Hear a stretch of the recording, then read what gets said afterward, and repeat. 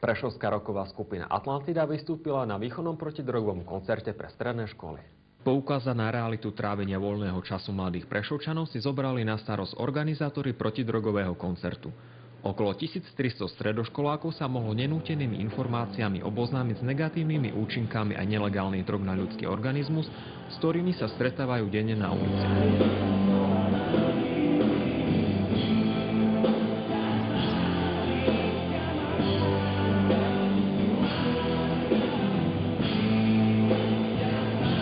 Podľa tej situácie, ako sme videli v meste, piatok alebo soboty, veľmi mladá spoločnosť, deti od 13, 14, 15 rokov, ktoré by ešte nemali, podľa mňa, tak vo večerných hodinách žiť, ako žijú doteraz, tak si myslím, že je dosť kritická. A my vymeno jednu legálnu a jednu nelegálnu. No, takže legálna, dajme tomu cigarety, alebo káva.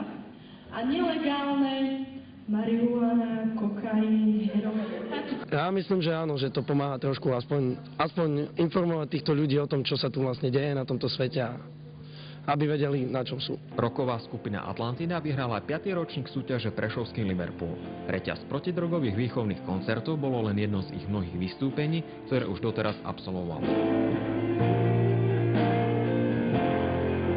My sme si povedali s chlapcami, že je to asi dobrá príležitosť ukázať mladým, že tento svet je síce krásny, ale je tu kopu nástrah, ktorým by sa trebalo vyvarovať a tými sú hlavne drogy.